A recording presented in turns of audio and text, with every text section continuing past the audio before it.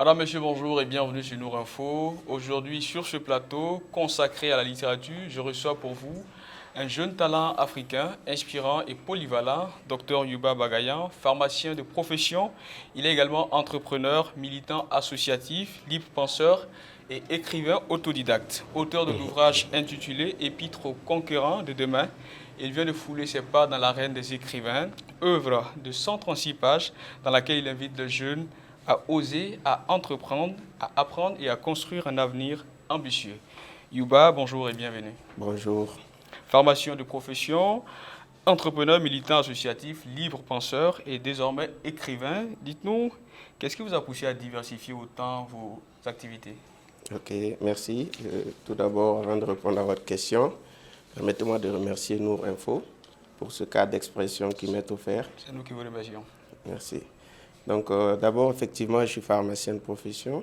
Donc, la pharmacie, c'est ce que je sais faire, c'est mon métier.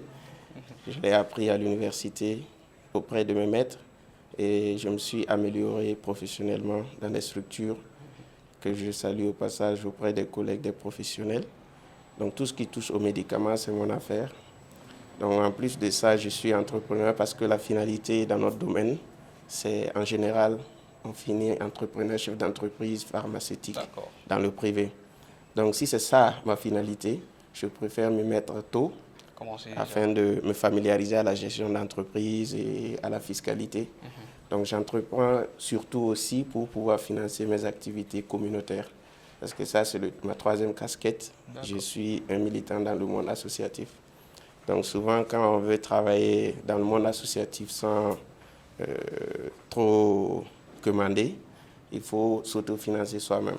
Donc, souvent, mes activités entrepreneuriales, c'est dans le but de financer mes activités dans le domaine communautaire. Parce que je suis engagé communautairement, parce que mon environnement était favorable à cela. Et je suis né d'un papa qui était un homme du peuple, ça c'est un. J'ai grandi avec des grands frères qui étaient pour la plupart dans le milieu associatif. Donc, en plus de ça, nous sommes dans un système, disons, qui est capitaliste. Nous savons que le capitalisme ne va pas reculer. Et malheureusement, ce système-là produit chaque jour des victimes de façon involontaire. Il y a une partie de l'humanité qui subit les conséquences, que ce soit sur le plan économique, sur le plan environnemental. Donc, il nous faut un système, en fait, pour repêcher ces victimes-là et les apporter de l'espoir et de la chance aussi de jouir au même titre que tout le monde les bienfaits de ce monde. Donc, c'est ce qui justifie réellement, parce que pour s'engager, parce que ses frères sont engagés, ça ne suffit pas pour rester dedans pendant longtemps.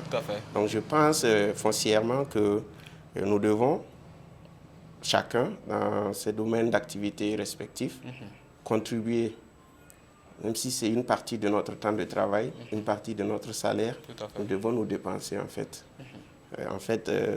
sorte à offrir aux victimes du système dont nous sommes des bénéficiaires la chance aussi de bien vivre. Donc ça, c'est ma troisième casquette. Donc, pourquoi écrivain? Pourquoi écrivain? Je suis écrivain parce que j'ai constaté que à travers les échanges avec moi, à travers mes conversations, dans les discussions, j'ai pu changer les vies de beaucoup de personnes. Et la plupart des personnes très âgées, d'un certain niveau, font recours à moi souvent. Ils demandent mes avis sur beaucoup de questions, des questions assez diversifiées. Et très souvent, les retours sont assez positifs. Et j'ai compris qu'en fait, ce qui paraît banal pour moi, il peut être très précieux pour d'autres personnes. Ce qui paraît évident pour moi n'est pas forcément à la portée de tout le monde. Donc j'ai compris aussi qu'il y a deux types de personnes essentiellement. Il y a ceux qui écoutent et il y a ceux qui lisent. Donc souvent je parle comme je le fais actuellement pour ceux qui écoutent, mais il faut que j'écrive pour ceux qui lisent aussi. Et l'avantage de l'écriture, c'est qu'elle est universelle et puis elle est pérenne. Et à partir du moment où je produis le livre, je ne sais pas qui l'a lu, mais j'espère qu'il va impacter autant de vies et de personnes autour de moi et même au-delà. D'accord. En tout cas, un parcours vraiment structuré, inspirant. Et aussi, le livre, je l'ai lu. il faut l'avouer, c'est une pépite pour la jeunesse. Votre ouvrage, bien sûr qu'on en parle, Épître aux concurrents de demain, s'adresse principalement à la jeunesse. Pouvez-vous expliquer ce que signifie le titre et l'objectif que vous recherchez en écrivant cela? C'est ça. Voilà, si vous le permettez, Allez. je vais compléter ma réponse sur la première question avant de continuer. D'accord. Donc, de façon imagée, on voit 4 personnes. Quand on parle de Yuba, on voit 4, peut-être même plus. Ok. Mais je vais vous dire que tout cela converge à faire de moi une seule personne. Parce que je suis un partisan de Cheikh Anta Diop. Et nous combattons le concept d'intellectuel amputé. Je comprends. Qui fait de nous soit des intellectuels, soit des scientifiques. Alors que nous pouvons être des scientifiques littéraires. Soit des littéraires, soit des scientifiques. Soit des scientifiques, tout à fait. Donc, ce que je cherche, ma quête, la finalité de tout, c'est de devenir un être complet qui puisse servir l'humanité dans tous les sens. Donc maintenant, pour revenir à la deuxième question, par rapport à la pertinence du titre, le sens du titre, Épître aux concurrents de demain. Épître, c'est comme une lettre. C'est une lettre qui met le lecteur en mission. C'est une lettre qui met le lecteur en mission. Et de façon empirique, l'expression, le mot épître désigne une lettre qui provient d'une personne ancienne. Tout à fait. Et qui est faite en prose. Donc si je sais que vous avez lu le livre, parce qu'on en a discuté, vous avez lu le livre avant cet élément, et vous savez que c'est vrai que c'est un essai, mais il y a un effort qui est fait pour la beauté des choses. Donc l'aspect prose est respecté. Mais je ne suis pas un ancien. Pour vous dire vrai, je ne suis pas un ancien, parce que... mais c'est que les idéologies qui sont développées dans le livre relèvent d'une époque qui, beaucoup de gens verraient en ce livre, certaines idéologies qui sont, entre griffes, qualifiées de dépassées. Dépassées, caduques. Oui. Alors que on sait que le présent se trouve dans l'avenir. L'avenir se trouve dans le passé. Et que le passé, il est encore devant nous. Donc, épître d'abord, c'est parce que c'est une lettre à travers laquelle je mets mon lecteur en mission. Okay. Et je sais que dans la suite, on va y revenir. Épître ensuite parce qu'il y a un effort qui est fait pour la beauté, le fond et la forme. Épître enfin parce que les idées que je développe dedans ne sont pas forcément de notre époque. Le conquérant, c'est celui qui a envie d'acquérir. Naturellement, le jeune. Naturellement, le jeune. Et dans l'introduction, j'ai défini le jeune parce que vous voyez que l'UNICEF définit le jeune comme étant une personne âgée de 15 à 24 ans. Tout à fait. Au Burkina, c'est de 15 à 35 ans. Voilà. Mais moi, je considère le jeune comme toute personne qui conserve en elle la capacité à se laisser transformer par une éducation positive. Même si vous avez 60 ans, si vous conservez en vous cette capacité à vous laisser transformer par une éducation positive, moi je vous mets dans la balance des jeunes. Voilà. Donc, l'idée principale du livre. Oui, l'idée principale du livre, c'est, comme son nom l'indique, c'est d'abord aider le jeune à créer les conditions de sa réussite sur le plan individuel. Ça, c'est la première partie du livre. Aider les jeunes à créer les conditions de sa réussite. Et la deuxième partie, c'est d'aider les dirigeants africains à créer les conditions pour le développement africain. Donc, de façon résumée, c'est la condition. Le livre, sur le plan individuel, il pose le problème de l'environnement immédiat de l'individu. Et voilà pourquoi vous verrez en page de garde qu'en fonction de l'entourage, oui, que tu as, la vie peut être une opportunité ou une sanction. Le savoir peut être facultatif ou dispensable, une charge ou un engin. Le travail peut être un trésor ou une malédiction. À force de côtoyer les anges, on finit par pousser des ailes. Voilà. Donc même si cette phrase ne m'appartient pas, d'accord, mais j'ai raisonné de sorte à aboutir à ça. Okay. Donc en fonction du milieu où tu es, le savoir peut être indispensable ou il peut être facultatif. Tout à fait. Tout dépend de là où tu es. Et en fonction du milieu où tu es, si tu es dans le bon milieu, le savoir peut être un engin. Mais si tu es dans le mauvais milieu, le travail et le savoir il devient une charge. Une charge. Tout à Au fait. lieu qu'il te porte, c'est toi qui dois le porter. Faut le porter. Donc, c'est la condition. Le livre discute. Le mot-clé du livre, c'est la condition. La condition. Et la condition, c'est la mère de tout. Parce que nous sommes esclaves, en fait. Parce que la nature a une fâcheuse tendance à l'harmonisation. La nature a une fâcheuse tendance à l'harmonisation. Si vous côtoyez un milieu pendant très longtemps, vous commencez par le critiquer aux premiers instants. Et ensuite, vous vous accommodez. Vous accommoder. Voilà. Donc, l'objectif du livre sur le plan individuel, c'est la création des conditions du développement personnel. Sur le plan continental, Continental. c'est la création des conditions pour le développement de l'Afrique. Justement, vous avez également écrit une note que je voudrais peut-être que vous reveniez là-dessus. On ne réussit pas la vie est un échec programmé. À la fin, nous incarnerons la faiblesse que nous avons combattue toute notre vie. Qu'est-ce qu'un jeune doit comprendre par cette assertion? Oui, par cette assertion, vous voyez, je continue en disant que on ne réussit pas. Par contre, on ne réussit pas le projet de vie. On ne peut pas réussir un projet qui n'existe pas. C'est ça. D'accord. Donc, la vie, on ne la réussit pas. Ce qu'on réussit, c'est le projet de vie. Le projet de vie. Oui. Et c'est quoi le projet de vie? Parce que le projet de vie, c'est ce que le livre va amener le lecteur à établir. D'accord. Parce que quand vous êtes né, nous sommes des humains, nous sommes des créatures. D'ailleurs, à l'entame, j'ai pris tout un chapitre pour définir la vie Tout à fait. sur toutes ses Tout à facettes. fait. Donc la vie, c'est d'abord une expérience biologique. Et nous sommes dans une forme de apoptose, un cycle apoptose programmée. Ça veut dire que nous vivons comme une cellule qui est programmée pour se maintenir un moment et à la fin, elle va partir. Tout à fait. Mais nous savons aussi que la finalité de la vie, c'est d'atteindre la diété, et d'atteindre une forme d'éternité. Donc c'est ça la quête de la vie. Donc si c'est ça déjà la quête de la vie, de façon absolue, c'est déjà un échec, puisque chacun de nous est conscient de sa propre finitude. Tout à fait. Chacun sait que son existence sur la Terre a une échéance. Maintenant, ce qui est le projet de vie, c'est ce qu'on profite faire pendant cette échéance. Qu'est-ce qu'on laisse? Et qu'est-ce qu'on laisse? L'héritage. Qu'est-ce qu'on veut comme vie? Qu'est-ce qu'on veut comme transformation, comme marque qui puisse transformer de façon définitive la condition générale de l'humanité. Donc c'est ça le projet de vie.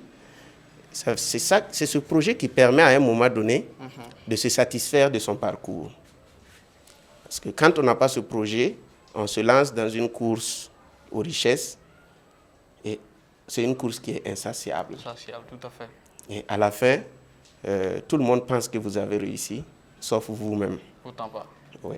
Vous-même, vous en doutez fermement parce que dans le chapitre où je parle du bonheur, j'ai dit que le bonheur de demain appartient à ceux qui savent aujourd'hui ce qu'ils veulent pour demain. Pour demain. Ouais, Si tu ne sais pas ce que tu veux pour demain, comment tu peux être heureux demain? Donc c'est cette situation d'égarement qui fait que les gens s'adonnent souvent au comparatif. Parce que quand tu sais ce que tu veux, tu n'as pas besoin de te comparer à quelqu'un à 50 ans pour savoir si tu as réussi ou pas. Je crois que pour ce faire, vous avez donné 3 étapes d'apprentissage: pratique, théorique, expérientiel. Pourquoi avez-vous choisi de mettre l'accent sur cette méthodologie? Oui, effectivement. Vous savez, au cours du débat qu'ont animé les scientifiques autour de la question de la contradiction, la théorie de la contradiction, ça dit que l'ordre de primauté entre la théorie et la pratique. À un moment donné, les scientifiques ont posé le débat entre la théorie et la pratique. Qu'est-ce qui est venu avant? Mais à l'issue de ces discussions, ce que je retiens, c'est que effectivement, le processus éducationnel, justement, dans ce chapitre, c'est le chapitre dans lequel j'interroge notre système éducatif. C'est le chapitre dans lequel j'interroge de façon astucieuse, de façon malicieuse, notre système éducatif. Parce que le processus éducatif, tel que les neurosciences le conçoivent. C'est un processus en trois étapes. Une première étape qui est pratique, une deuxième qui est théorique. Cette deuxième-là permet de capitaliser les expériences de la première étape qui était pratique. Et une dernière étape encore qui est pratique. L'éducation, c'est un cycle de 3 étapes. Une première étape pratique, une deuxième étape théorique et une troisième étape qui est encore pratique. Okay. Mais la troisième étape, elle est une pratique qui est expérimentale. Ça veut dire que cette troisième pratique nous permet d'aller au-delà des limites de la première étape. Et c'est ça qui nous permet de rentrer dans un nouveau cycle et de faire encore une pause dans la théorie pour encore essayer de repousser les limites de la première pratique. Donc, une éducation qui commence par la théorie, c'est une éducation qui est d'office un cycle de 2 étapes théoriques et une étape pratique. Malheureusement, c'est un système qui ne permet pas de produire des intellectuels qui transforment leur société. Parce que quand l'éducation commence par la pratique, elle interroge directement l'environnement. Une éducation qui interroge l'environnement, qui interroge son milieu, qui interroge la condition générale de l'individu qui acquiert cette éducation. Et quand elle commence par une théorie, on commence par, vous savez, dans le processus de réglementation des domaines, je sais que dans beaucoup de pays dans le monde, dans le processus de réglementation, l'industrialisation précède la réglementation. D'accord. Ça veut dire qu'avant de réglementer un système, on commence à produire. Avant de réglementer le médicament, on a commencé d'abord par produire le médicament. Et la réglementation a suivi. Parce que la réglementation fixe des limites. Justement. Et j'en parle déjà dans l'introduction. Nous sommes effectivement dans une éducation qui nous montre nos limites au lieu de les repousser. Normalement, l'éducation doit repousser les limites. Malheureusement, à l'école, on nous apprend ce qu'on ne peut pas faire, ce que personne n'a jamais fait et que nous-mêmes, on ne peut pas faire. Donc, c'est de ça que je parlais. Quand on réglemente un domaine, avant même que le domaine n'existe, on limite déjà le potentiel du domaine. Justement, tout à fait. Voilà, donc voilà pourquoi la pratique doit venir avant la théorie. Avant la théorie. Et après cette théorie, on remet encore les conclusions de la théorie en pratique. Pour l'expérience. En espérant. Donc, pratique, théorique, expérientielle. Voilà. Vous avez parlé de toute cette méthodologie-là, qui je pense que c'est très bien d'ailleurs. Mais selon vous, quels sont les principaux obstacles que rencontre la jeunesse dans la réalisation de leur plein potentiel? Et dans le livre, quels conseils, de façon concrète, quels conseils vous leur donnez pour pallier à cela? Oui, pour la réalisation de leur projet, comme nous venons de parler de l'élaboration du projet en question, parce que je discute beaucoup avec beaucoup de jeunes, j'interviens dans beaucoup de domaines, souvent assez discrètement, mais la plupart ont des idées. Ont des idées. Oui. Et entre l'idée et le projet, l'écart est très long. Très long. Donc déjà, la première... C'est quoi le problème réellement? Le problème d'abord, c'est un problème de soft skills. Okay. Souvent, on a des jeunes qui sortent majeurs de leur promotion dans le domaine de la communication, de l'informatique ou ceci, cela. Nous savons très bien les déserts numériques qui sévissent dans notre pays. Tout à fait. Mais quand ils sortent, puisque à l'université, on les prépare à chercher des emplois. Et non à entreprendre. Et non à faire des projets. Souvent, les universités, les jeunes sortent par binôme, par trinôme, avec des projets d'entreprise. Et il y a un système qui les accompagne, qui les aide à accéder à des marchés, qui les aide à évoluer, à se former à la gestion d'entreprise, en plus de leur formation technique. Oui. Donc déjà, ce qui constitue un obstacle, l'obstacle le plus épineux, c'est celui dont on vient de parler, le système éducatif dont nous sommes le fruit. Tout à fait. Ça, c'est un premier obstacle qui n'est pas des moindres. Deuxièmement, vous savez, j'ai eu à travailler avec un monsieur qui a beaucoup travaillé avec les Occidentaux. D'accord. Et quand je regarde un chiffre 2 fois avant de l'écrire, ça l'énerve. Parce que ça témoigne des manques de confiance, Manque de confiance en soi. Et ça, c'est une réalité que nous vivons tous. Pour écrire un nombre de 6 chiffres, on doit le regarder 4 fois. Et quand on finit de l'écrire, il faut le regarder encore. Ouais, ça ne va pas faire Oui, c'est ça. Parce qu'on ne nous a pas appris à exceller, on nous a appris à éviter les erreurs. Alors qu'on ne peut pas se construire sans faire des erreurs. Donc ça, c'est le deuxième obstacle.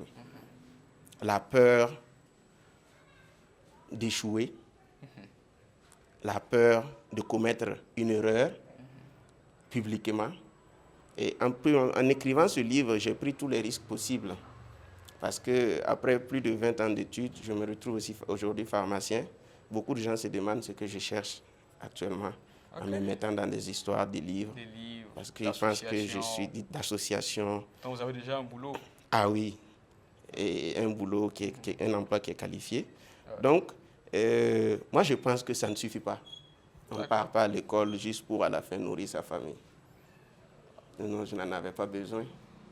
On vient à l'université juste pour, à la fin, gérer une famille. Non. Donc moi, je pense que ça doit aller au-delà. C'est ma vision, ce n'est pas forcément vrai. Mais je pense que nous ne devons pas avoir peur d'échouer. C'est ceux qui ont échoué là, qui ont transformé ce monde. Ceux qui n'ont pas échoué, nous ne les connaissons pas. Tout à fait. Voilà. Donc c'est à nous de voir. Soit on se rend célèbre par nos erreurs qui finissent par payer, soit on passe inaperçu, insipide, inodore, incolore de tous. Et à la fin, je pense que ça ne peut pas être l'idéal de vie qui va permettre aux États africains et à la jeunesse africaine de se développer. Donc peut-être pour me résumer, premièrement, c'est une question d'éducation. Notre système éducatif. Qu'il faut revoir naturellement. Il faut revoir sur la base de la triptyque que j'ai donnée, le cycle des 3 étapes. Si ça peut servir, je sais que je ne suis pas un expert en éducation. Mais ça pourra certainement servir, parce que c'est bien logique. C'est ça. Lorsqu'on vous écoute expliquer, c'est très bien logique. Voilà.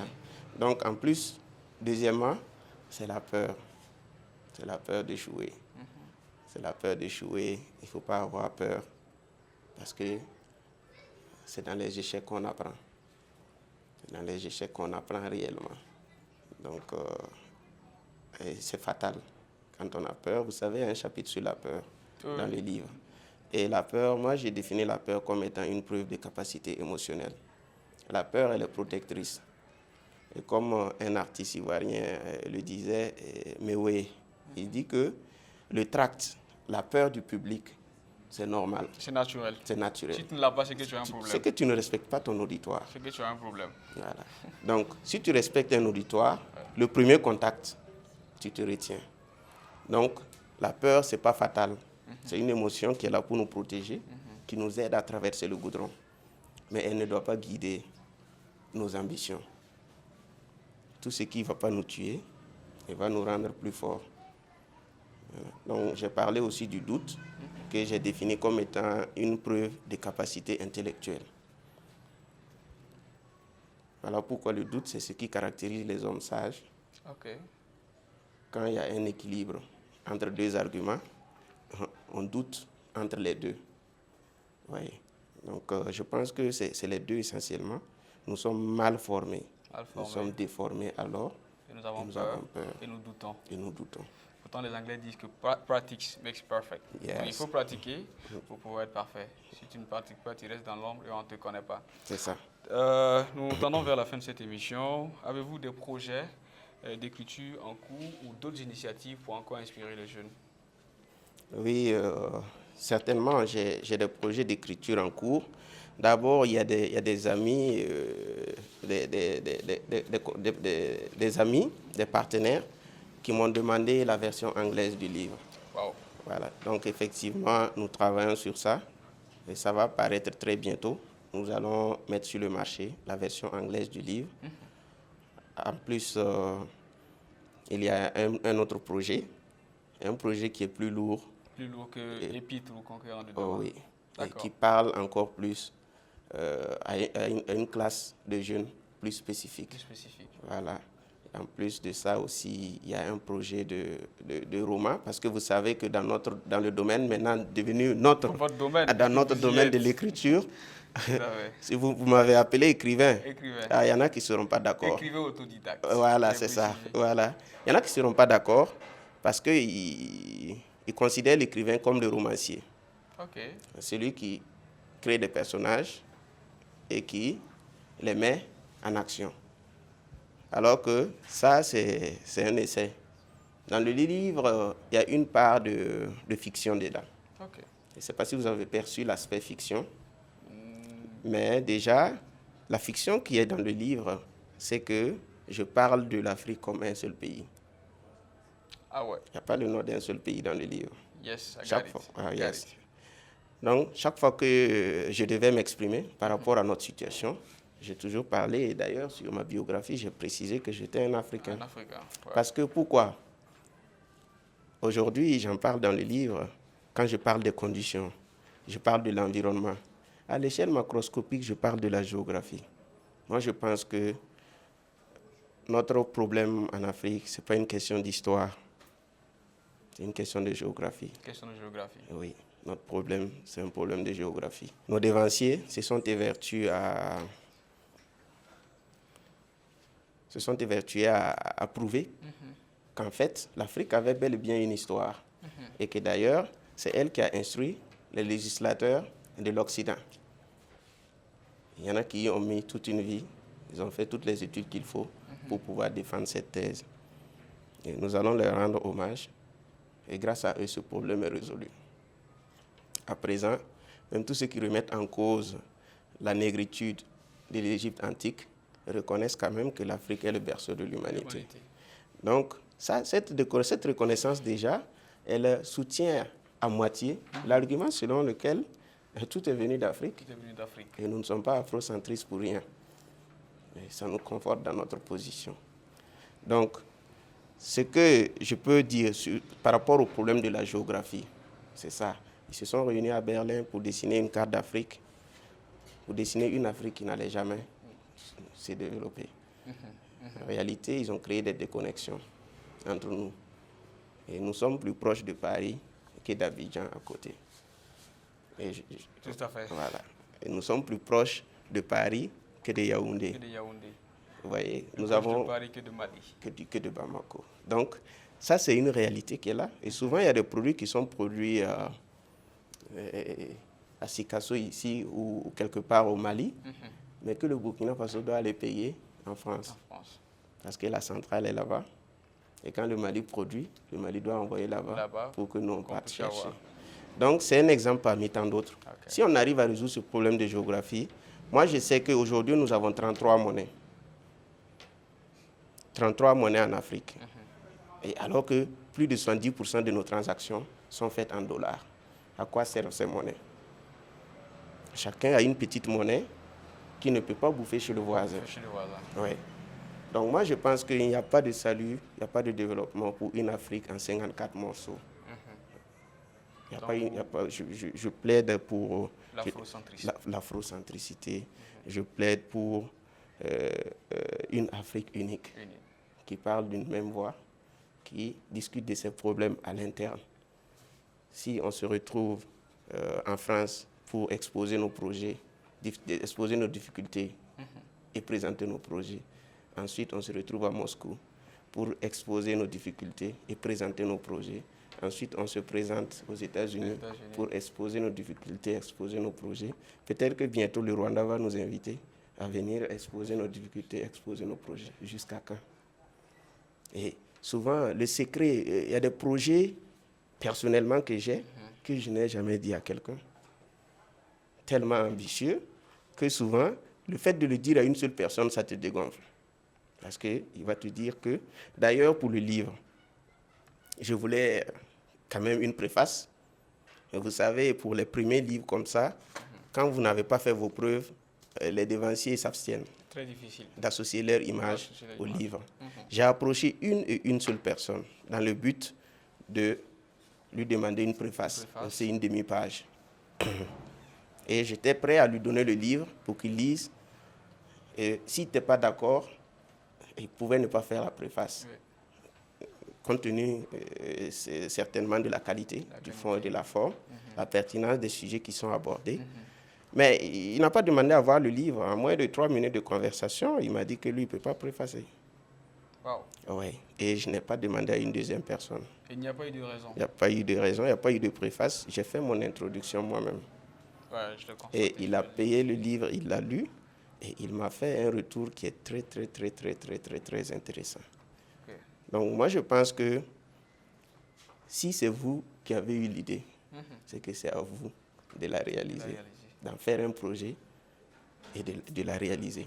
Si elle doit susciter une critique qui est négative, c'est que dans l'autre sens, elle suscitera une action positive.